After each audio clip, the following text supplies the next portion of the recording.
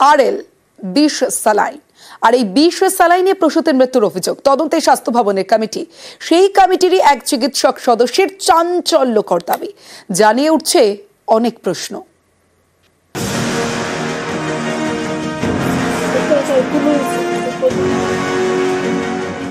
বিষ স্যালাইনে প্রসূতি মৃত্যুর অভিযোগ। মেদিনীপুর মেডিকেলের ঘটনায় জোর শোরগোল, চলছে তদন্ত। সেই তদন্তকারী কমিটির চিকিৎসক সদস্যের বিস্ফোরক দাবি।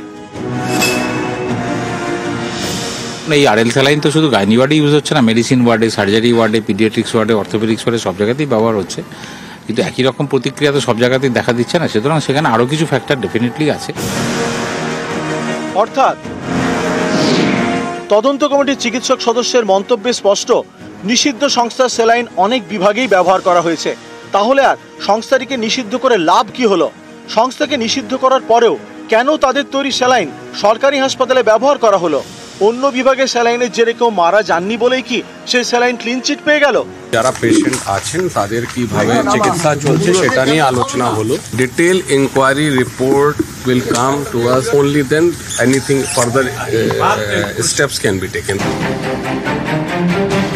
মেদিনীপুর মেডিকেলে যে স্যালাইন ব্যবহার করা হয়েছিল তা সরবরাহ করে পশ্চিমবঙ্গ ফার্মাসিউটিক্যাল নামে একটি সংস্থা। স্বাস্থ্য দপ্তর গত 7ই জানুয়ারি এই সংস্থাকে নিষিদ্ধ করে। সংস্থাকে মেডিকেল সামগ্রী তৈরি এবং সরবরাহ করতেও নিষেধ করে দেয়।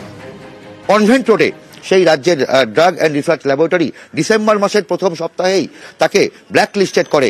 তবে তারপরেও কিভাবে মেদিনীপুর মেডিকেল কলেজে সেই স্যালাইনের ব্যবহার হলো? এত কিছুর পরেও মেদিনীপুর মেডিকেলে রোগীদের দেওয়া হয় নিষিদ্ধ সংস্থার স্যালাইন, যার পার্শ্ব প্রতিক্রিয়ায় প্রসূতির মৃত্যু বলে অভিযোগ। এরপরও কি টনক নড়ছে না?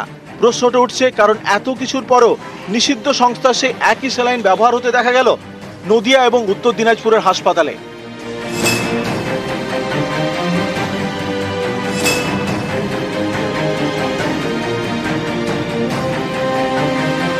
পশ্চিমবঙ্গ ফার্মাসিউটিক্যালের স্যালাইন নিষিদ্ধ করেছে স্বাস্থ্য দপ্তর।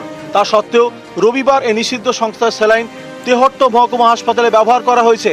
এতে আতঙ্কে রোগীর আত্মীয়রা।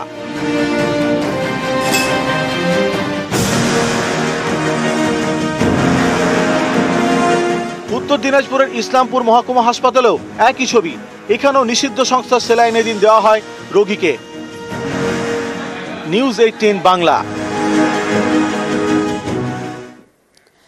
মেদিনীপুরে বিষ স্যালাইনে প্রসূতি মৃত্যুর অভিযোগ, আর সেখানেই ফের উত্তপ্ত মেদিনীপুর মেডিকেল। সুপারের ঘরের সামনে তুমুল বিক্ষোভ বাম যুবকর্মীদের। বিল্ডিং এর গেটে তালা দিয়ে রাস্তা অবরোধ। সুপারের নামে থানাতেও নালিশ ডিওয়াইএফআই এর। অন্যদিকে বিজেপিরও বিক্ষোভ। হাসপাতালের বাইরে টায়ার জ্বালিয়ে প্রতিবাদ বিজেপির। একদিকে বিক্ষোভ বামেদের মেদিনীপুর মেডিকেলের ছবি দেখছেন, অন্যদিকে বাইরে বিক্ষোভে বিজেপি। রাস্তায় টায়ার জ্বালিয়ে বিক্ষোভ দেখান বিজেপির নেতাকর্মীরা।